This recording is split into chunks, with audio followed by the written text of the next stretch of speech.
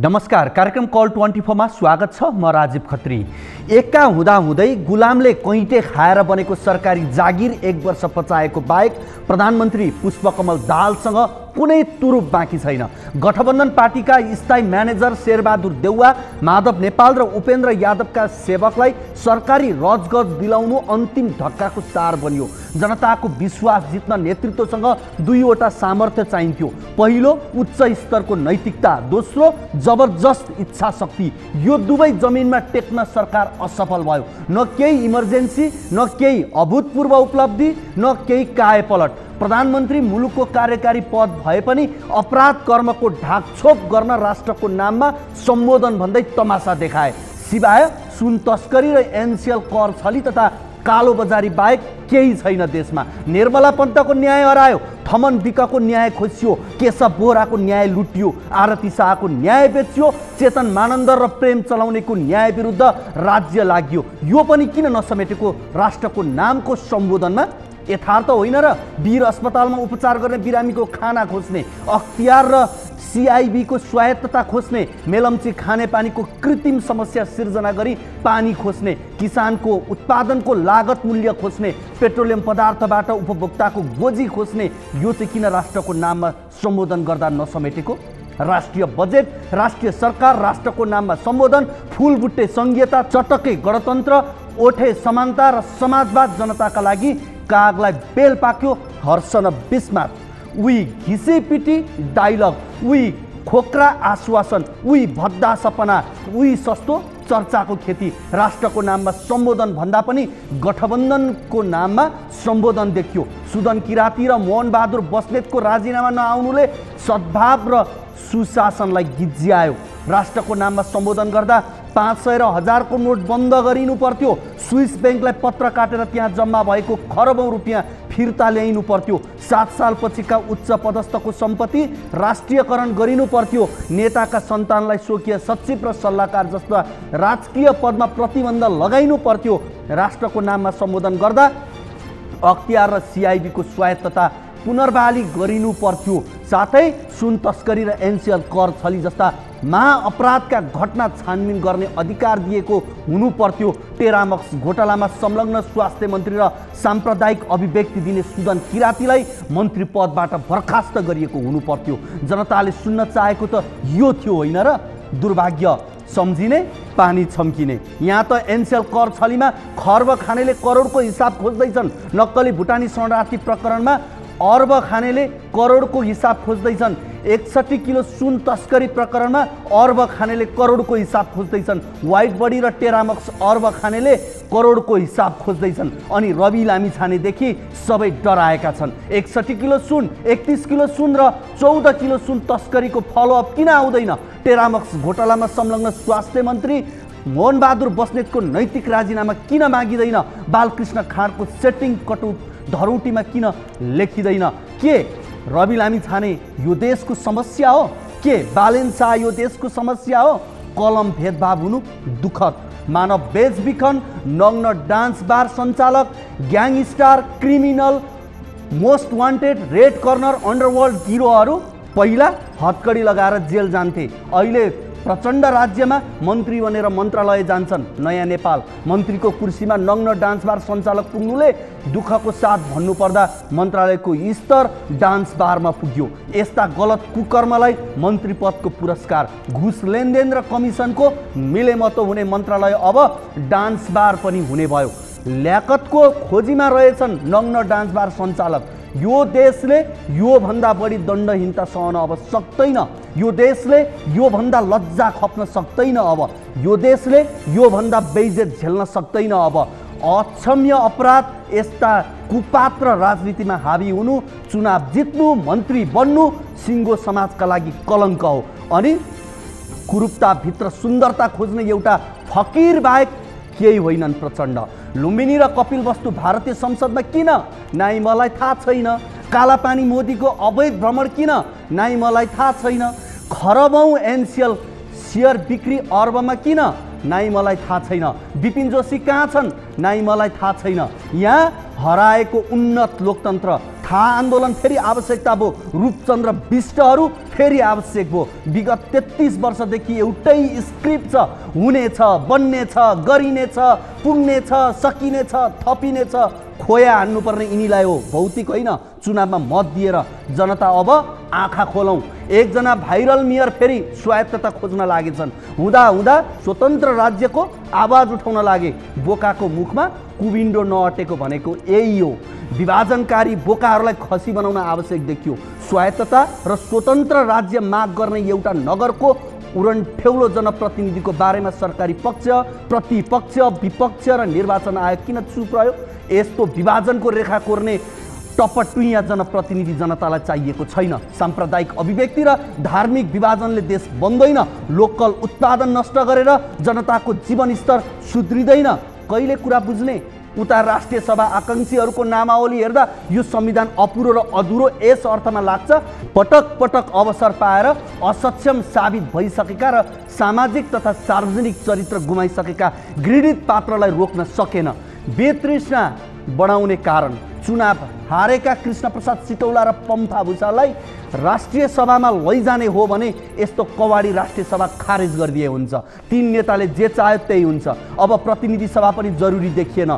श्री 3 को सरकार चलिरहेको छ देशमा, अरू सबै बेकार। जनार्दन शर्मा अर्थमन्त्री हुँदा मध्यरातमा करको दर हेरफेर गर्दाको बखतको सीसीटीभी फुटेज गायब भएको थियो। त्यसैको निरन्तरता स्वरूप सुन तस्करी प्रकरण समयको एयरपोर्टबाट 9 दिनको सीसीटीभी फुटेज गायब भएको छ। सीसीटीभी फुटेज गायब भएको होइन, सरकार र सिस्टम गायब भएको हो, बिकेको।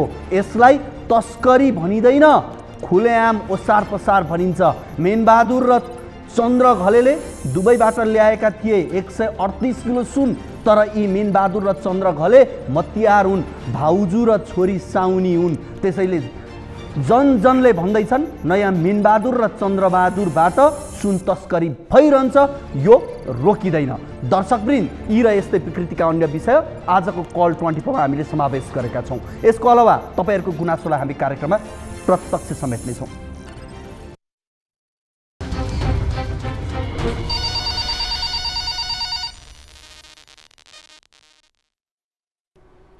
दर्शकवृन्द, तपाईँको पनि कुनै समस्या, जिज्ञासा, अभिव्यक्तिहरू छन् भने हामीलाई फोन गर्न सक्नुहुनेछ। टोल फ्री नम्बर 1660 012 2424, एनसीएल नम्बर 98 015 72 424 र एनटीसी 97 45 61 56 54 कल गर्न सक्नुहुनेछ। तपाईँले एनसीएलको नम्बरमा भाइबर मार्फत पनि गुनासाहरू टिपाउन सक्नुहुनेछ। कार्यक्रममा लागौँ पहिलो रिपोर्टतर्फ। 2075 चैत्र 8 गते तत्कालीन प्रधानमन्त्री नेकपा एमालेका अध्यक्ष केपी शर्मा ओलीले बुटोलमा भव्य कार्यक्रम गरी बुटोल नारायणघाट 113 किलोमिटर सडक स्तर उन्नतिको शिलान्यास गरेका थिए। एसियाली मापदण्डकै राजमार्ग बनाउने उद्देश्यका साथ 3.5 वर्षमा पुरा गर्ने गरी चिनिया कम्पनीसँग सम्झौता भएको थियो। तर समयमा राजमार्ग स्तर उन्नतिको काम सम्पन्न नभएपछि दोस्रो पटक समय थप गरिसकिएको छ। तर दोस्रो पटक थपिएको समयभित्र पनि सडक स्तर उन्नतिको काम पुरा हुनेमा विश्वास गर्न सकिने अवस्था छैन। हेरौँ यो रिपोर्ट।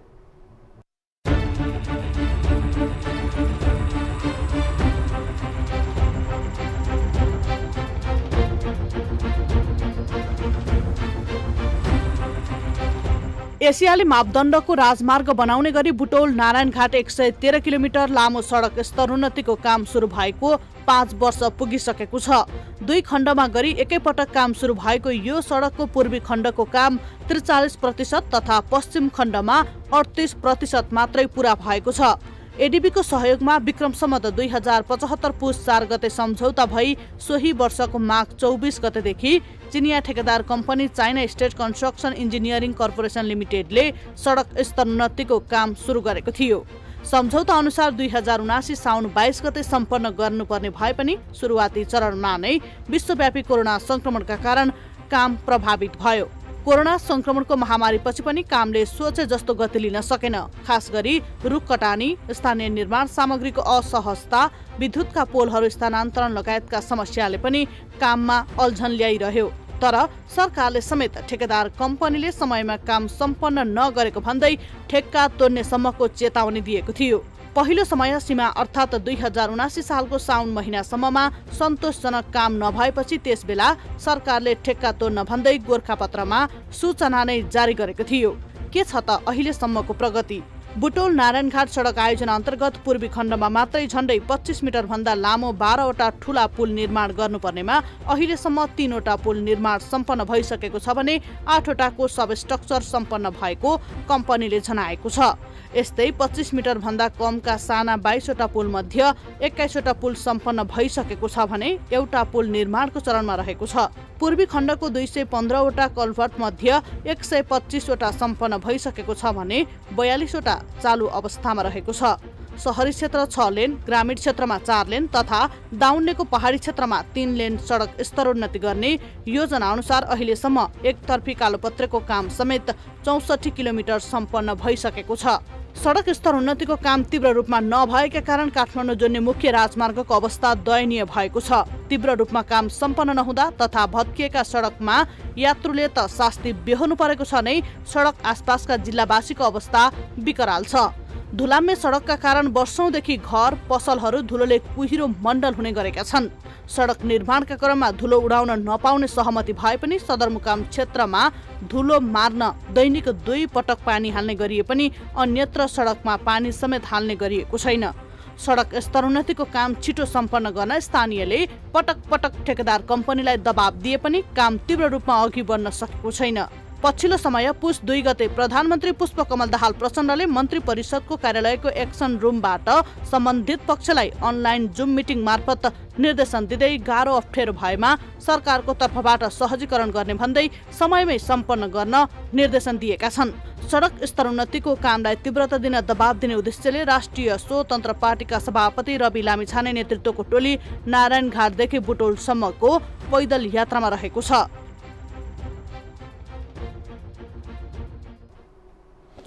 दर्शकवृन्द, यो प्रसङ्गसँगै यति बेला भने हामीसँग कोही दर्शक हुनुहुन्छ, उहाँसँग हामी कुराकानी गर्छौँ। हजुर नमस्ते, कहाँबाट को बोल्दै हुनुहुन्छ?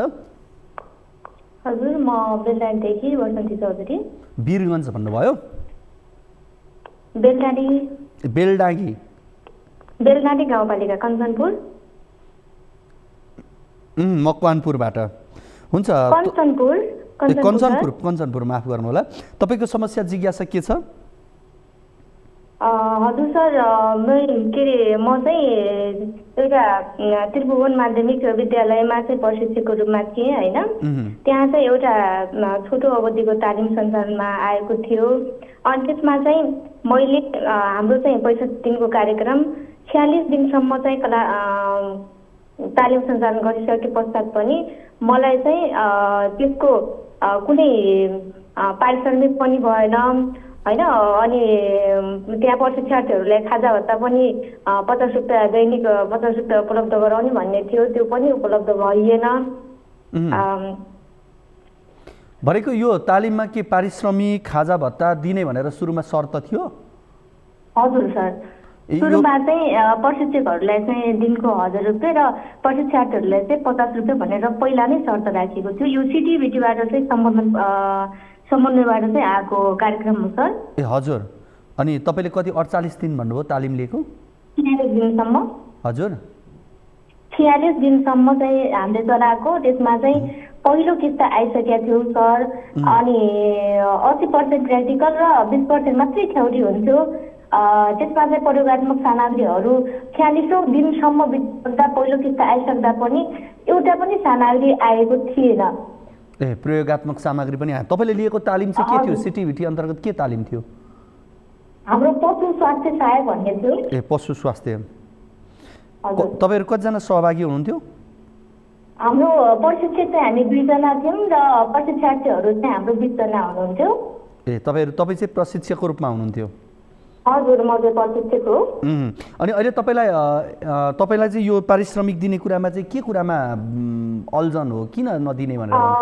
पारिश्रमिक चाहिँ उहाँहरूले चाहिँ बीचमा अब हुनुपर्ने 65 दिनमा अनि कार्यक्रम चाहिँ 65 दिनमा समाप्त हुनुपर्ने हैन, 45 दिनमा चाहिँ त्यो बीचमा कार्यक्रम चाहिँ बन्द भयो सर। आयोजक चाहिँ को थियो तालिमको? आयोजक चाहिँ हाम्रो स्कुलमै थियो।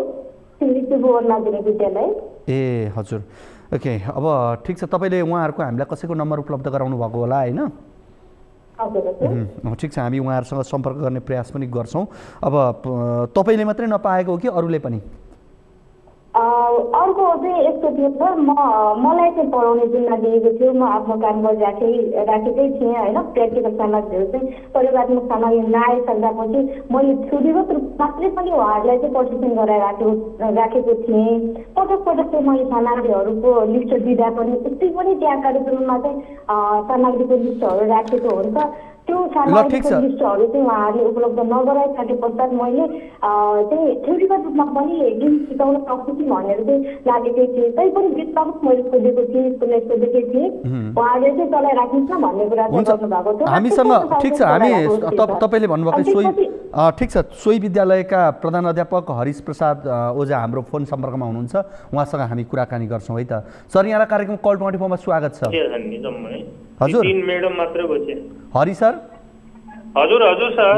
हरिश सर, यहाँलाई कार्यक्रम कल 24 मा स्वागत छ। हजुर, धन्यवाद। अब तपाईँहरूले सिटिभिटी अन्तर्गतको केही एउटा तालिम सञ्चालन गर्नुभएको रहेछ 46 दिनसम्मको होइन? हजुर हो। त्यसमा तालिम दलमा सहभागी हुनुभएको प्रशिक्षक बसन्ती चौधरी हाम्रो फोन सम्पर्कमा हुनुहुन्छ। उहाँको गुनासो छ 46 दिनसम्म मैले तालिम सञ्चालन गरेँ, तालिम सञ्चालन गरे बापत मलाई दिनुपर्ने मेरो पारिश्रमिक मैले पाइनँ भन्ने उहाँको गुनासो छ। हजुर हजुर, तपाईहरुले सिटिभिटी अन्तर्गतको तालिम सञ्चालन गर्नुभएको रहेछ हैन विद्यालयमा? हजुर हजुर, गरेका थियौँ सर। हो, अनि प्रशिक्षकलाई तपाईहरुले दिनुपर्ने पारिश्रमिक दिनु भएन भन्ने गुनासो छ के? अब त्यसको सम्बन्धमा धेरै पहिले नै यहाँ धेरै ठाउँमा पुगिसक्नुभयो, उहाँ कुराकानी पनि धेरै ठाउँ भइसक्यो हैन सर? हजुर हजुर, उहाँसित हाम्रो दिने कुरो पनि भा हो। अब वास्तव म सबै डिटेलमा भनौँ कि हैन, संक्षेपमा भन्नुस्, तर ठिक जे हो कुरा त्यो भनिदिनुस्। सर, अब त्यहाँ भएको तालिम ल्यायौँ हामीले, तालिम सञ्चालन भयो। तालिम सञ्चालन भइसकेपछि त्यसमा चाहिँ नि हाम्रै विद्यालयमा भेटनरीमा नै अध्ययन गरिराखेका बढी जसो विद्यार्थीहरू तिनीहरू नै पढ्न गए, त्यहाँ पनि नाम उनीहरूकै राखियो। र त्यो पछि आउँदाखेरि त्यहाँबाट अनुगमन आउँदाखेरि यिनीहरूलाई हुँदैन यो कार्यक्रम, यसरी चाहिँ नि उनीहरू त माथिल्लो लेभलको पढिराख्छ, यो त सर्ट टर्म तालिम लिन मिल्दैन यिनीहरूले भनेपछि त्यहाँ सङ्ख्या नपुगेका हुनाले त्यहीबाट हामीलाई चाहिँ त्यो कार्यक्रम रोकिदिनको लागि आयो निर्देशन। हजुर, अनि त्यही बमोजिम हामीले त्यो कार्यक्रमलाई रोक्यौँ सर है। अनि त्यसमा त्यो कार्यक्रम रोकिसकेपछि अब उहाँहरूले केही दिनसम्म त जो पढाउनु भयो नि उहाँहरूले पढाउनु भयो, तर पछि त्यसको सम्बन्धमा त्यहाँ बुझ्दाखेरि त्यहाँबाट केही पनि त्यो पुरै कार्यक्रम सम्पन्न भएपछि मात्रै खर्च दिने, त्यो जो तालिममा सम्झौता अनुसारको रकम पाउने भयो विद्यालयले, नगर्यो भने त्यो सुन्नुस् न, अब यो जो लक्षित हुनु पर्थ्यो उसलाई, जसलाई लक्षित गरेर तालिम दिनु पर्थ्यो त्यो तालिम नदिनुमा प्रशिक्षक दोषी हो कि आयोजक दोषी हो? अब प्रशिक्षकलाई भन्दा नि अब आयोजकलाई नै भन्नु पर्यो। अनि अब प्रशिक्षकले 46 दिनसम्म भन्दैछु एकैछिन। अब उहाँको कुरा पनि उहाँलाई फेरि पनि मैले के भन्यो भने त्यहाँबाट नआए पनि तपाईँलाई अब विद्यालयले खटाइसकेपछि तपाईँको पैसा दिन्छु भनेको छु है। पैसा दिइन्छ, तपाईँ पाउनुहुन्छ, तर अलि समय लाग्छ किनकि हामीलाई यो निजी स्रोतबाट मल्ल चाहिँ पैसा सङ्कलनै हुन यहाँ पनि त्यस्तै गाह्रो भइरहेको अवस्था छ। भर्खर अब अहिले हामीले यो अहिले फर्म भर्ने बेला भएको छ र अहिले हाम्रो भर्खर यहाँ विद्यार्थीहरूको अब यो फिस लिँदैछौँ हामी। अब उहाँलाई हामीले मल्ल चाहिँ दिइहाल्छौँ तपाईँलाई पर्खिनु, अलि ढिला होला तर पैसा तपाईँको मर्दैन, त्यो पैसा तपाईँ पाउनुहुन्छ हामीले भनिराखेकै। अस्ति नै बसेर उहाँ रेडियो नेपाल त्यहाँबाट पत्रकारलाई ल्याएर आउनु भएको थियो, त्यो दिन पनि कुरा भयो हो। यहाँ पालिकासँग जानु भएको थियो, त्यहाँ पनि त्यही कुरा भयो हो। अरू मिडियाहरूमा जानु भएको थियो, त्यहाँ पनि त्यही कुरा भयो हो। मैले उनलाई दिन्न र पाइन्न भनेको छैन। पैसा पाउनुहुन्छ अलिकता ढिलो हुन्छ चाहिँ भनेको ल ठिक छ हो। म अब अहिले पैसा आउने क्रममा छ र उहाँको हिसाब चाहिँ नि गरिन्छ भन्ने हो सर। म बसन्तीजी पनि हाम्रो फोन सम्पर्कमै हुनुहुन्छ। तपाईँ केही भन्दै हुन्थ्यो बसन्तीजी? हजुर सर, मेरो के अरे सङ्घको सरहरू रिसाबहरूलाई दिइसकेको छ र मलाई मात्रै नदिएको हुनाले मैले चाहिँ यो गुनासो पक्षबाट भएको सर। अनि कता विद्यार्थीहरू परीक्षार्थीहरूबाट पनि हाम्रो खर्च भत्ता आएन भन्ने कुरा गर्नुहुन्छ। ठिक छ। अब म एकचोटि हरिश सर म तपाईँलाई यति हरिश सर उहाँको कहिलेसम्ममा चाहिँ हुन्छ होला हिसाब किताब त्यति भनिदिनुहोस् न। अब यसलाई किन लम्ब्याउने?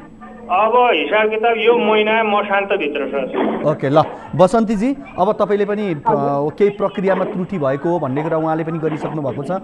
नदिने होइन, संस्थागत कुरा रहेछ, उहाँले दिने पनि भन्नुभएको छ। तपाईँका पनि आफ्ना बाध्यता होलान्, आफ्नो काम गरिसकेपछि पैसा लिनु पाइयोस् भन्ने होला। तर उहाँहरूले पनि प्रक्रिया पुरा गरेर यो महिनासम्ममा दिन्छौँ भनेर भन्नुभएको छ। यो महिना कुर्दिनु होला है त। हस्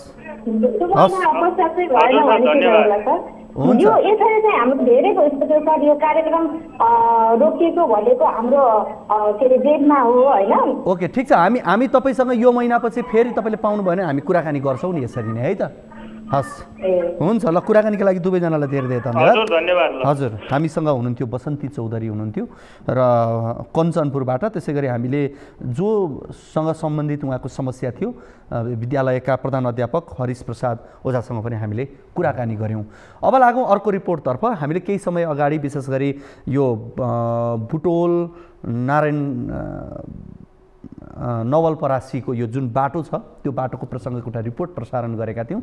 यहीसँग सम्बन्धित रहेको छ यो पनि। राष्ट्रिय स्वतन्त्र पार्टीले सोमबारबाट नारायणघाट बुटोल पदयात्रा सुरु गरेको छ। चाइना स्टेट कम्पनीले काममा ढिलाइ सुस्ती गरेको भन्दै रासपा खबरदारीमा उत्रिएको हो। यसअघि नेकपा एमाले मध्य पहाडी लोकमार्ग विशेष पदयात्रा समापन गरिसकेको छ। यसका अलावा सत्तासीन माओवादी केन्द्र र एकीकृत समाजवादीले पनि मतदाता केन्द्रित अभियानहरू सञ्चालन गरिसकेको छ। दलहरू अनेक नाम दिएर देश दौडामा रहेका छन्। यस अवस्थामा अन्य दलहरूलाई विगतमा पनि परीक्षण गरिसकेकोले रासपाको अभियानमा जनताको विशेष चासो देखिन्छ। तर रासपाको पदयात्राले दिने प्रतिफलमा विश्वासिलो आधार छ त? हेरौँ यो रिपोर्ट।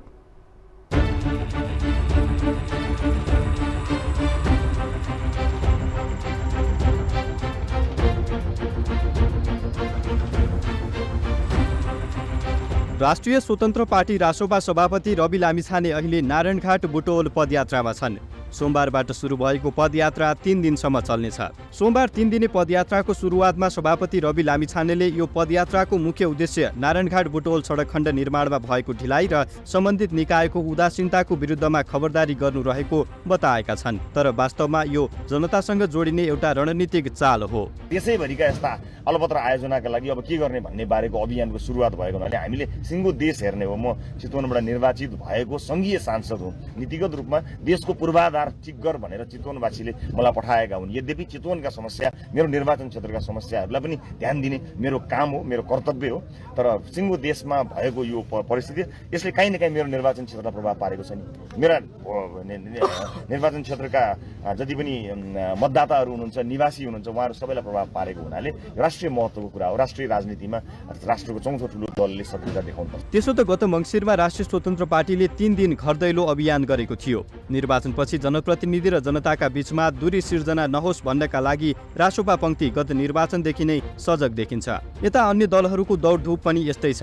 प्राय ठूला दलहरू निर्वाचन यता जनतासँग जोडिने कुनै न कुनै प्रयास गरिरहेकै छन्। नेकपा एमालेको भर्खरै सम्पन्न मध्य पहाडी लोकमार्ग विशेष अभियान होस् वा माओवादी केन्द्रको विशेष रूपान्तरण अभियान होस् अथवा एकीकृत समाजवादीको देशव्यापी जागरण अभियान, यस्ता अभियानहरू मतदातालाई पकडमै राख्ने ध्येयमा आधारित देखिन्छन्। यस्तोमा रासोपाकै अभियानलाई जनताले पत्याउने गतिलो आधार भने देखिँदैन। गत निर्वाचनको लोकप्रियताकै बलमा अहिलेसम्म उसलाई जनताले पत्याइरहेका छन्। पुराना दल र नेतृत्वका कारण जनतामा राजनीतिप्रति नै वितृष्णा बढ्दो छ। तर यसको घानमा स्वयं नयाँ दलहरू पनि पर्न थालेका छन्। पोखरामा रविमाथि भएको आक्रमण यसको उदाहरण हो। स्वयं सभापति रवि लामिछाने र पार्टी पंक्तिमाथि एकपछि अर्को खोट लागिरहँदा यो क्रमले अझ निरन्तरता पाउने विश्लेषण भइरहेका छन्। कम्युनिस्टहरूले माओवादीहरूले भेग कुरा गर्छन् नि, जनरल त्यस्तो कुराले होइन, स्पेसिफिक खानेपानीमा कुन अवस्थामा कसरी चाहिँ कहाँ सुधार हुन्छ शिक्षामा कुन अवस्थामा कसरी निःशुल्क बनाएर कसरी शिक्षामा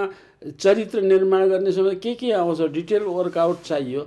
स्वास्थ्यमा चाहिँ कसरी निःशुल्क बनाएर सबै बिरामीको उपचार गर्न सकिन्छ त्यसको कार्यक्रम चाहियो, राजस्व चाहियो, बजेट चाहियो, काम कसरी गर्छ, कति दिनमा गर्छ, कसरी गर्छ, यी सबै कुराहरू चाहिँ जनतालाई ल्याएर घर घर पुर्याउन सक्यो भने आउँदो मिसन 84 चाहिँ सफल हुन्छ। त्यसो त राष्ट्रपालले नेपालमा मात्र होइन प्रवासमा पनि संगठन विस्तारका गतिविधि गर्दै आएको छ। सभापति रवि लामिछाने सहितको टोली मलेसिया, कतार र बेलायत पुगेर नेपालीहरूलाई सम्बोधन गरेर फर्केका छन्। नेपाली राजनीतिबाट दिक्क बनेका अधिकांश युवा अहिले विदेश पलायन भइसकेका छन्। उनीहरूलाई लक्षित गर्नु रासोपाको मुख्य उद्देश्य रहेको छ। मिसन 84 को नाममा जनतामाझ पुग्नका लागि रासोपाले कुनै कसर बाँकी राखेको छैन। यद्यपि आगामी 4 वर्षमा राजनीतिक परिवेश कसरी विकास हुन्छ अन्यल नै छ।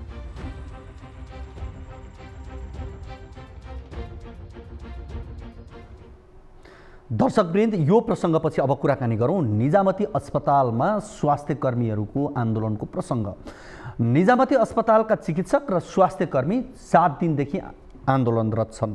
करारमा कार्यरत स्वास्थ्य कर्मी स्थायी प्रक्रियाका लागि लिएको परीक्षामा अनुत्तीर्ण भएपछि स्वत बर्खास्तीमा पर्ने भएपछि उनीहरू 7 दिनदेखि आन्दोलनमा उत्रिएका हुन्। अस्पतालमा करिब 13 वर्षसम्म करारमा काम गरिरहेका चिकित्सक तथा स्वास्थ्य कर्मीलाई परीक्षाको नतिजाका आधारमा निष्कासन गर्नु अन्यायपूर्ण भएको भन्दै 6 बुँदे मागसहित आन्दोलन सुरु भएको छ।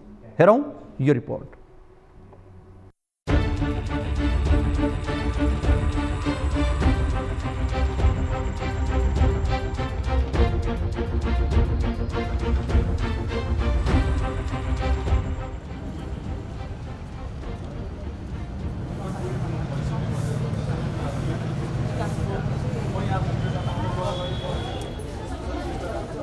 यो दृश्य हो निजामती कर्मचारी अस्पतालको, जहाँ चिकित्सक तथा स्वास्थ्य कर्मी विभिन्न माग सहितका ब्यानर लिएर अस्पतालको ढोकामै उभिएका छन्। उनीहरूको मुख्य माग अस्पतालमा कार्यरत करारमा कर्मचारीलाई स्थायी बनाउन लिएको परीक्षाको आधारमा निष्कासन गर्न पाइँदैन भन्ने छ। यत्रो जिरो लेभलबाट आजसम्म यहाँ पुग्दासम्मको आजको सिभिल अस्पतालको छाया त ठुलो भइसकेको छ नि त। सानो अर्गनाइजेसन होइन, अहिलेलाई त सरकारी स्वामित्वमा रहेको अर्गनाइजेसन। आज हेर्दाखेरिमा चाहिँ उहाँहरूले हाम्रो भूमिका, हाम्रो परिश्रम, हाम्रो मेहनतलाई चाहिँ राम्रोसँग उहाँहरूले हामीलाई एड्रेस गर्नु भएन। अस्पतालमा वर्षौंदेखि करारमा काम गर्ने कर्मचारीलाई अस्पतालबाट स्थायी प्रक्रियामा भएको ढिलासुस्तीका कारण अहिले केही कर्मचारी सेवाबाट नै निष्कासन हुनुपर्ने अवस्था सृजना भएको उनीहरूको आरोप छ। करारमा लामो समयदेखि काम गरिरहेका कर्मचारीलाई स्थायी बनाउन पटक पटक दबाब दिएपछि अस्पतालले स्थायी प्रक्रियाको काम अगाडि बढाएको थियो। तर अहिले लिएको परीक्षामा समेत अनुत्तीर्ण हुने कर्मचारी स्वत सेवाबाट निष्कासित हुनुपर्ने अस्पतालको विनियमावली न्यायोचित नभएको उनीहरू बताउँछन्। ब्रेक आवरमा आएर सिम्बोलिक गराएको मतलब यो होइन कि उहाँहरू कमजोर हो, उहाँहरूलाई बाध्य पार्नु हुँदैन कि उहाँहरू पनि अगाडिको स्टेपमा जानु पर्यो। र अगाडिको स्टेप के हुन सक्छ भने यो देशव्यापी फैल्न सक्छ। यसमा सबै सङ्घ सङ्गठन लाग्यो भने निश्चित रूपमा यसको असर धेरै ठुलो कुरो हुनेछ र राज्यलाई पनि यस कुरामा सचेत हुनुपर्छ। बिरामीको सेवा पनि सुचारू नै राख्ने, अस्पतालको सेवाहरू सुचारू राख्ने, बिरामीलाई असर नपर्ने गरी हामीले अहिले चाहिँ हाम्रो शान्तिपूर्ण आन्दोलन गरिरहेका छौँ। अनि यो आन्दोलनको क्रममा चाहिँ हाम्रो ब्रेक टाइम 1 बजेदेखि 2 बजेसम्मको टाइम पारेर हामीले आफ्नो आवाजहरू चाहिँ प्रशासनसम्म पुर्याउने, अब सरकार समक्ष पनि पुर्याउने चाहिँ हाम्रो उद्देश्य हो। अस्पतालका अनुसार 4 वर्ष करारमा कार्यरत कर्मचारीको वृत्ति विकास तथा स्थायी बनाउन माग आएपछि अस्पतालले सीमित प्रतिस्पर्धामा कर्मचारीलाई सहभागी गराएको थियो। करारलाई स्थायी बनाउने परीक्षामा सहभागी कुल 65 जना कर्मचारी मध्ये 26 जना उत्तीर्ण तथा 39 जना अनुत्तीर्ण भएको अस्पतालको भनाइ छ। परीक्षामा 50 अङ्क ल्याउनु पर्ने तर तोकिएको अङ्क नल्याएका कर्मचारी तथा परीक्षामा सहभागी नभएका कर्मचारी समेत करार सेवाबाट स्वत बर्खास्त हुनुपर्ने अस्पतालको विनियमावलीको व्यवस्था छ। हामीले समितिमा उहाँहरूको सेवा आवश्यक छ, करारलाई चाहिँ कसरी हुन्छ हामीले चाहिँ निरन्तरता गर्न सक्छौँ कि भन्ने खालको समितिमा पनि लैयो प्रस्ताव। समितिले चाहिँ अहिलेलाई त्यसरी करार चाहिँ निरन्तरता गर्न मिल्दैन। यदि अब करारमा राख्ने हो भने करारको प्रक्रिया अघि बढाउनुहोस्। अहिलेको कानुन प्रक्रिया अनुसार कानुनमा अब त्यही व्यवस्था छ, करार कार्यविधि छ हामीसँग। करार कार्यविधिले अब सूचना प्रकाशन गर्ने अनि त्यसपछि अनि चाहिँ पदपूर्ति प्रक्रिया अघि लाने भनेर बनेको छ। कुनै पनि स्वास्थ्य संस्थाका लागि दक्ष जनशक्ति अस्पतालको पहिलो प्राथमिकता हो। मानव स्वास्थ्य जस्तो संवेदनशील क्षेत्रमा काम गर्ने कर्मचारी तथा स्वास्थ्य कर्मी निश्चित मापदण्ड पार गर्नुपर्ने बाध्यकारी विषय भए पनि परीक्षामा अनुत्तीर्ण भएकाहरूको आन्दोलनले सेवा प्रभावित हुँदैन भन्ने आशंका उब्जाएको छ। सेवाबाट बर्खास्तमा पर्न लागेकाहरूलाई सेवाको आधारमा उचित व्यवस्था गरेर दक्ष जनशक्तिलाई अस्पतालमा ल्याउनुको विकल्प छैन।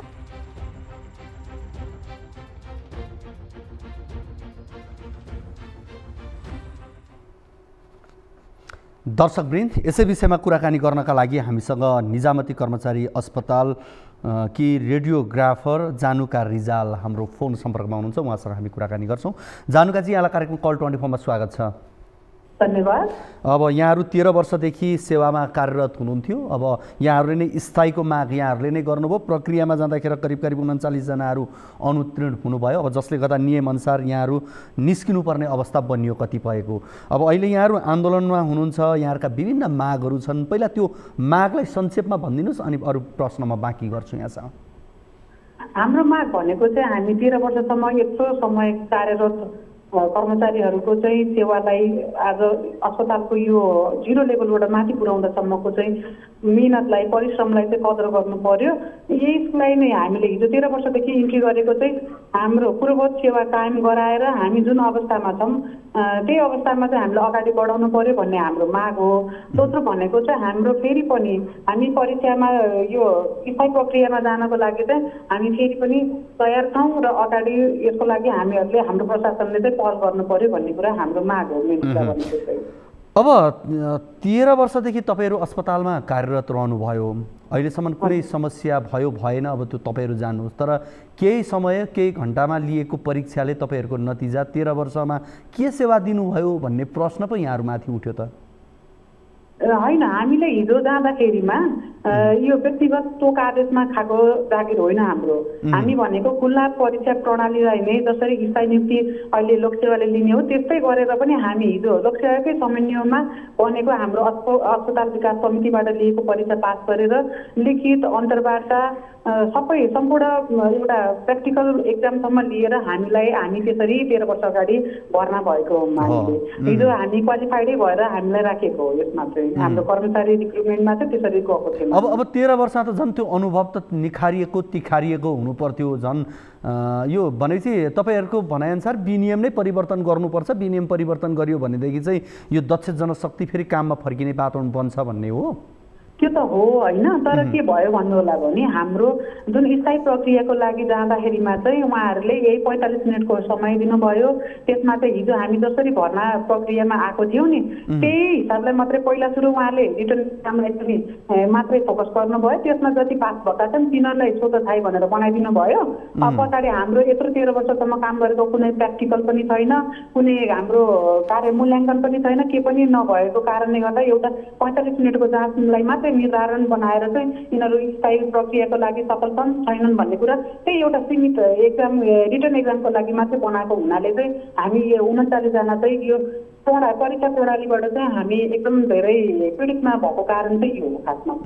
अब विनियम परिवर्तन हुनुपर्छ भनेर यहाँहरूले भन्नुभएको छ। त्यो विनियम परिवर्तन गर्न कति सहज छ? जस्तो यो अस्पतालको आन्तरिक विनियम हो कि यो नेपाल सरकारबाटै जारी हुन्छ, के हुन्छ? यो अस्पताल चाहिँ एउटा हाम्रो यो निजामती कर्मचारी अस्पताल भनेको चाहिँ यो हाम्रो विकास समितिबाट चल्ने अस्पताल हो।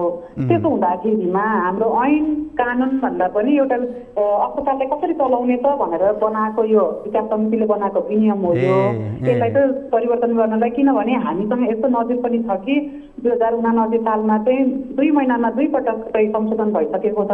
त्यो संशोधन हुँदाखेरिमा पनि यत्रो दक्ष कर्मचारीलाई चाहिँ हामीले समायोजन गर्नुपर्छ भन्ने हिसाबले उहाँहरूले कहिले पनि हामीलाई हेर्नु भएन। सीमित व्यक्तिहरूको लागि मात्रै यो संशोधन गराएर आयो भएको चाहिँ हामीलाई समस्या भएको चाहिँ कारण यो नै हो क्या। एउटा कुरा कस्तो भन्नु होला भने सुरुदेखिको डे 1देखिको कर्मचारीहरूलाई चाहिँ उहाँहरूले राम्रोसँग एड्रेस गर्नु भएन। अब अहिले भन्दा पनि हिजो पनि पटक पटक उहाँहरूको कुरा चाहिँ नियम छैन, कानुन छैन भनेर भनिदिनुहुन्छ। त्यसले गर्दाखेरि चाहिँ उहाँहरू आफैले बनाएको कानुन हो क्या त्यो भनेको। अब 13 वर्ष भनेको गाह्रो कुरा पनि होइन। 13 वर्ष एउटा संस्थामा काम गर्नु भनेको एउटा ऊर्जाशील समय पनि बिताउनु हो। अब यहाँबाट यो 13 वर्ष पछाडि यहाँबाट जानु पर्दा कहाँ जाने के गर्ने भन्ने कुराहरू पनि त होला नि हैन यहाँहरुको समस्या त त्यो त एकदमै छ नि सर किन भन्नु होला भने हाम्रो 13 वर्षसम्म भनेको त एकदमै 20 देखि 30 वर्षको उमेरभित्रमा आएका कर्मचारीहरू छन् आज कति साथीहरूको त फेरि बाहिर जाने अप्सन पनि छैन उनीहरूसँग त जुन कि उमेर हद हुन्छ नि एउटा हाम्रो त उमेरको पात्रमी छ यसमा त होइन त्यो त हामीले अब छैन हामीसँग कति साथीहरूसँग छैन यस्तो दक्ष कर्मचारी त्यही पनि फेरि यति क्रिटिकल केयरमा हुनुहुन्छ उहाँहरू आइसियुदेखि लिएर अपरेसन थिएटरमा यो पेडियाट्रिक्समा कहाँ जाने हो त्यो उहाँहरूलाई त हाम्रो लागि त यसरी अहिले उहाँले एउटा कागजको पान्नामा कुनै एउटा कुरामा हामीलाई एड्रेस नगरिदिएर हाम्रो त जीवन माथि नै बर्बादी बनाएको छ यस्तोसम्म छ कि सर मसँग यहाँनिर साथीहरूको कुरामा अहिले हामी जो पीडामा परेको छौँ 2 महिनाको बच्चालाई छोडेर उनीहरू नाइट ड्युटी गरेर आज अस्पताललाई यहाँ पुर्याएको उनीहरू त एकसम्म छ कि कुर्ती जोडेर उनीहरूले वार्ड बनाएर आज यत्रो ठुलो अस्पताल बनाउने कर्मचारीहरूलाई आज प्रशासनले समितिले नहेरेको अवस्था छ। हुन्छ अब हामी पनि यति भन्छौँ 13 वर्षदेखि सेवा पुर्याउनु भयो एउटा ऊर्जाशील समय बिताउनु भएको छ त्यहाँ प्रशासनले सुन्दियोस् तपाईँहरूको कुरा हामी यति नै भन्छौँ अहिले कुराकानी गरिदिनु भयो यहाँलाई धेरै धेरै धन्यवाद। हजुरलाई पनि धन्यवाद मेरो आफ्नो कुरा राख्न दिनुभएकोमा न्युज 24 लगायत हजुरलाई धन्यवाद। हामीसँग हुनुहुन्थ्यो निजामती कर्मचारी अस्पतालका रेडियोग्राफर जानुका रिजाल हुनुहुन्थ्यो उहाँसँग हामीले कुराकानी गऱ्यौँ। कार्यक्रममा यति बेला भने पालो भएको छ छोटो ब्रेकको।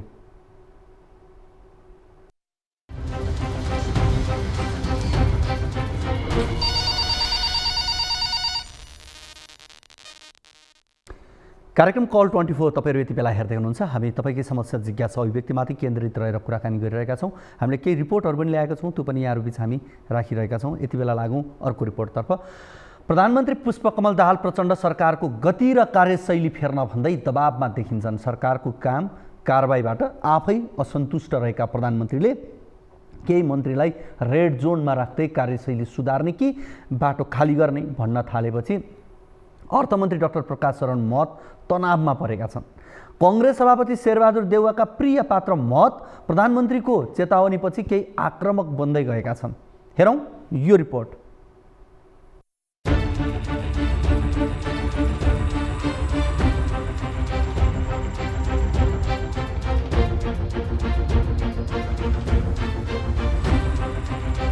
प्रधानमन्त्री पुष्पकमल दाहाल प्रचण्डले सेवा प्रवाहमा राम्रो गर्न नसकिएको भन्दै सार्वजनिक रूपमै स्वीकार गर्दै आएका छन्। सरकारले सेवा प्रवाहलाई चुस्त बनाउँदै भ्रष्टाचार र माफियामाथि निर्मम प्रहार गर्ने दावी गरिरहेको बेला सरकारका केही मन्त्रीको कार्य सम्पादन अङ्क अत्यन्तै दयनीय देखिन्छ। मुलुकको अर्थतन्त्र संकटको डिलमा छ, तर यस्ता डेडिकेटरलाई समाधान कसरी गर्न सकिन्छ भन्ने नीतिगत योजनामा अर्थमन्त्री चुकेको र कार्य सम्पादनमा समेत कमजोर मूल्याङ्कन प्राप्त गरेपछि उनी पनि रेड जोनमा छन्। यस्तै अन्य मन्त्रीका कारण प्रधानमन्त्री प्रचण्डले केही दिन पहिले सार्वजनिक कार्यक्रममै मन्त्री फेरेर भए पनि सरकारको गतिलाई तीव्रता दिने बताएका थिए। मैले सिंहदरबारमा विभिन्न मन्त्रालयहरूलाई बोलाएर उनीहरूका कामहरू कसरी भएका छन्, अब ठिक ढंगले काम भएन, आफूले प्रतिबद्धता व्यक्त गरेर सहमति जनाएका काम पनि कतिपय मन्त्रालयले पूरा गरेका छैनन्। त्यस्ता मन्त्रालयलाई पुनर्गठन मन्त्री फेरेर भए पनि कामलाई गति दिनेतिर मैले प्रतिबद्धता व्यक्त गरेको छु। यो जानकारी पनि म तपाईहरुलाई गराउन चाहन्छु। प्रचण्डले यस्तो चेतावनी दिएपछि कमजोर कार्य सम्पादनको सूचीमा रहेका मन्त्रीहरूको टाउको दुख्नु स्वाभाविक नै थियो। त्यसपछि उनीहरूले आफ्नो पार्टीमा मन्त्रीमा बहाल रहन दबाव बढाउन थाले। सरकार गठनको 1 वर्ष पुगेको दिन अर्थात् पुस 10 मा मन्त्री फेरेर भए पनि नयाँ गर्छु भनेका प्रचण्डलाई गठबन्धन दलका नेताहरूले ग्रीन सिग्नल नदिएपछि प्रचण्डले मन्त्रीहरूलाई 1 महिनाको ग्रेस समय नै दिनुपर्ने बाध्यता आइलाग्यो। अहिले सबै मन्त्रीहरूले कार्यशैली सुधार्ने र कार्य सम्पादनमा बढोत्तरी गर्ने समय पाएका छन्। तर प्रधानमन्त्री प्रचण्ड भने आफ्नो सरकारले रेकर्ड राख्ने काम गर्ने भन्दै मन्त्रीहरूमाथि नैतिक दबाव सृजना गरिरहेका छन्। मैले अरूलाई पहिला तिमी यो गर भनेर उपदेश दिनुभन्दा प्रधानमन्त्रीले नै आफ्नो कार्यशैलीमा अर्को ठुलो परिवर्तन ल्यायो भन्ने जनताले देखुन् भनेर पुस लागेपछि नै मैले आफ्नो कार्यशैलीलाई पनि अझ बढी परिणाममुखी बनाउने, अझ मन्त्रालय कर्मचारी तन्त्र सबैलाई पनि युनिफाइड ढंगले परिणाम दिने ढंगले चाहिँ नेतृत्व गर्ने तयारी सुरु गरिसकेको छु मैले। प्रधानमन्त्रीले निरन्तर यस्तो जिकिर लिन थालेपछि अर्थमन्त्रीले पनि फायर खोलेका छन्। उद्योग तथा व्यवसायीले विद्युत महसुल बोक्यौता तिर्ने विषयमा चर्को विवाद चलिरहेको बेला अर्थमन्त्रीले आफ्नै प्रधानमन्त्रीको निर्देशनलाई मात दिएका छन्। अर्थमन्त्री महतले उद्योगको लाइन काट्ने विषयमा पुनर्विचार गर्नुपर्ने भन्दै यो निर्णय अप्रिय रहेको ठोकुवा नै गरिदिएका छन्। यतिन्जेल हामी चाहिँ पर्खिसक्यौँ भनेपछि अलिकति अनुकूल समयमा त्यो पनि त्यसको यथार्थ निर्कुलको आधारमा साँच्चीकै दिनै पर्ने दायित्व त पुरा गर्नुपर्ने हुन्छ। तर कति के हो निर्कुल गरेर समय पनि अलिकति उनीहरूलाई पनि आर्थिक हिसाबले सहज भएको अवस्थामा यस्तो निर्णय गर्दा चाहिँ अनुकूल हुन्छ जस्तो लाग्छ। विद्युत बक्यौता नतिर्ने उद्योगी व्यवसायको लाइन काट्न प्रधानमन्त्री प्रचण्डले नै निर्देशन दिएका थिए। त्यसपछि विद्युत प्राधिकरणले विभिन्न उद्योगको लाइन काट्दै आएको छ। यसको विरोधमा उद्योगी व्यवसाय उत्रिएका छन् भने विद्युत प्राधिकरणले बक्यौता तिर्ने पर्ने अडान लिएको छ। यसरी चलिरहेको विवादको अन्तर्यमा प्रधानमन्त्री नै छन्। तर प्रधानमन्त्री प्रचण्डको निर्देशनमा लाइन काटिए पनि अर्थमन्त्रीले किन यस्तो अभिव्यक्ति सार्वजनिक खपतको विषय बनाए? यसलाई कतिपयले उनको कमजोर कार्य सम्पादनसँग समेत जोडेर हेर्ने गरेका छन् भने केहीले उदार अर्थतन्त्र र उद्योगीको वकालत गर्ने परम्परा कांग्रेसीमा रहेका कारण त्यो बाहिर आएको समेत आक्षेप लगाएका छन्। यद्यपि यो विषयको अन्तर्य के हो भन्ने विषय विस्तारै खुल्नेमा भने अपेक्षा गरिएको छ। दर्शकवृन्द, अब हामीसँग अन्तिम रिपोर्ट रहेको छ। सहकारी भन्ने बित्तिकै ठगहरूको सञ्जाल भन्ने भाष्य स्थापित हुन थालेको छ। देशभरका सहकारी धमाधम समस्याग्रस्त घोषणा हुने र सहकारी सञ्चालकहरूले बचतकर्ता र बैंकको ऋण लगानीलाई आफू खुसी दुरुपयोग गर्नाले समस्या थप डरलाग्दो बनिरहेको छ।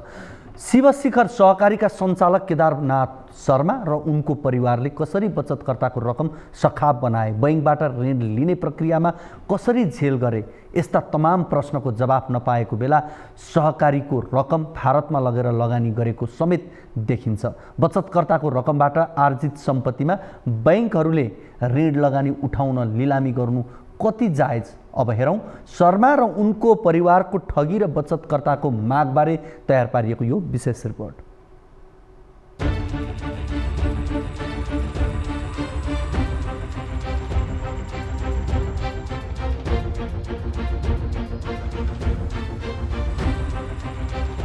शिवशिखर बहुद्देश्य सहकारी संस्थाले विभिन्न 13 बैंकहरूबाट करिब 7 अर्ब रुपियाँ ऋण लिएको छ।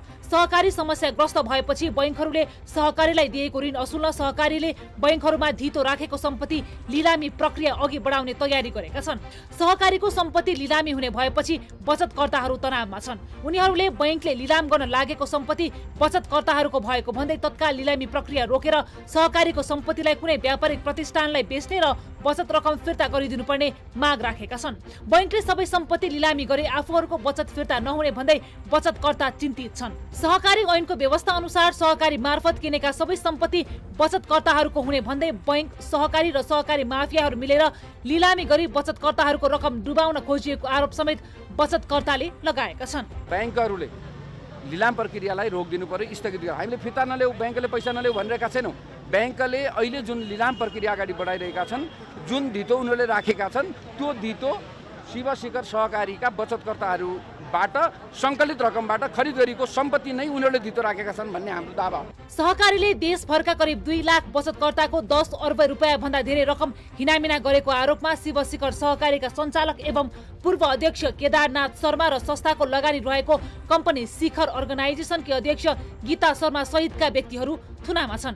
गीता शर्मा सञ्चालक शर्माकी श्रीमती हुन्। बचतकर्ताहरूले आफूहरूको लगानी फिर्ता नहुने हो भने थप आन्दोलन गर्ने चेतावनी दिएका छन्। कोही साग बेचेर रहेछ, कोही यहाँ आलु बेचेर रहेछ, कोही लुगा मेरो 10 लाख जति छ। अनि अब कसलाई भन्ने? कसलाई भन्ने हामीलाई दिन्छ? अब यहाँ यति मार्च चलाएको थियो हामीलाई दिएन। अब हाम्रो वर्ष नपुगेको भनेर हामीले सामान एउटा दिएन, हाम्रो डेट नपुगेको भनेर।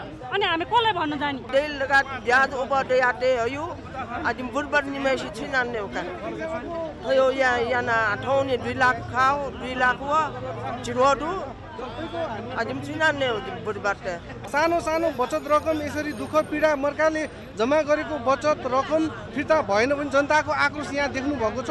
अब यो भन्दा पनि अझ ठुलो सशक्त रूपमा चाहिँ संघर्ष गरेर हाम्रो बचत रकम फिर्ता हुनुपर्छ भन्ने पक्षमा छ। सीआईबीका अनुसार सहकारीले बचतकर्ताबाट सङ्कलित रकम शिखर अर्गनाइजेसन अन्तर्गतका विभिन्न कम्पनीहरू मार्फत 7 प्रदेशमा लगानी गरेको छ। शिखर अर्गनाइजेसन सहकारी सञ्चालक शर्मा र उनको परिवारको नाममा स्थापित कम्पनी हो। शिवशिखर सहकारीको लगानी कहाँ कहाँ? सहकारीको रकम सञ्चालक शर्माले Gorkha T and coffee, Gorkha tobacco, Gorkha beverage, उपकार ब्रान्डका घिउ, अचार, पानी, तुलसी ब्रान्डका कम्पनी, चकलेट कम्पनीका साथै देशभर सञ्चालित 23 वटा गार्डन मार्ट लगायतमा लगानी गरेका छन्। यस्तै काठमाडौँ, भक्तपुर, ललितपुर, चितवन र मकवानपुर लगायत ठाउँमा 200 बिघा भन्दा धेरै जग्गा खरिद गरिएको छ। सहकारीको नाममा करिब 500 वटा सवारी साधन पनि छन्। सरकारले गत भदौदेखि सहकारीलाई समस्याग्रस्तमा राखेसँगै हाल सबै कम्पनी प्राय बन्द अवस्थामा छन् भने सहकारीको नाममा सम्पत्ति बैंकहरूले रोका राखेका छन्। शर्मा र उनको परिवारको नाममा खुलेका ती कम्पनीहरूमा 8 अर्ब रुपियाँ लगानी भएको खुलेको छ। 8 अर्ब मध्ये 6 अर्ब रुपियाँ भारत लगेको सीआईबीको अनुसन्धानमा देखिएको छ। 8 अर्ब बाहेक बाँकी रकमको बारेमा सीआईबीले पनि पत्ता लगाउन सकेको छैन। भारतमा दाल, चामल लगायतका क्षेत्रका व्यापारिक कम्पनीहरूमा लगानी गरेको शर्माले सीआईबीलाई जानकारी गराएका थिए। कुन बैंकको कति ऋण? देशभर रहेका 35 शाखा मार्फत शर्माले बचतकर्ताको मात्र होइन 13 वटा बैंकहरूको अर्बौं रुपियाँ ऋण लगानी समेत जोखिममा पारेका छन्। बैंकहरूको करिब 7 अर्ब रुपियाँ सहकारीमा कर्जा प्रवाह भएको देखिन्छ। तीमध्ये कतिपय बैंकबाट कर्जा लिँदा थितो समेत नराखिएको बुझिएको छ। शर्माले सबैभन्दा धेरै कर्जा नेपाल एसबीआई बैंकबाट लिएको देखिन्छ। एसबीआई बैंकको करिब 2.25 अर्ब शर्माका विभिन्न कम्पनीमा कर्जा दिएको छ। शर्मा र उनकी श्रीमती गीता शर्माको नाममा रहेको विभिन्न कम्पनीमा हिमालयन बैंकको 1.25 अर्ब भन्दा बढी कर्जा लगानी गरेको छ। नेपाल इन्भेस्टमेन्ट मेगा बैंकको करिब 90 करोड शर्माको कम्पनीमा कर्जा लगानी गरेको छ। माछापुच्छ्रे बैंकको 2 वटा उद्योगमा करिब 68 करोड कर्जा प्रवाह भएको छ। शर्माको कम्पनीमा प्रभु बैंकको पनि 35 देखि 40 करोड रुपियाँ लगानी रहेको देखिएको छ। नविल बैंकले शर्माको वाटर पम्प कम्पनीमा करिब 20 करोड कर्जा दिएको छ। यस बाहेक एनएमबी बैंकले पनि करिब 8 करोड कर्जा लगानी शर्माको कम्पनीमा गरेको छ। दर्शकवृन्द, तपाईको पनि कुनै समस्या, जिज्ञासा, अभिव्यक्तिहरू छन् भने हामीलाई फोन गर्न सक्नुहुन्छ। हाम्रो टोल फ्री नम्बर 1660 012 2424, एनसीएल नम्बर 98 015 72 424 र एनटीसी 97 45 61 56 54 मा कल गर्न सक्नुहुन्छ। तपाईले एनसीएलको नम्बरमा भाइबर मार्फत पनि गुनासाहरू टिपाउन सक्नुहुनेछ। अहिले भने बिदा दिनुहोस्। हवस् त, नमस्ते।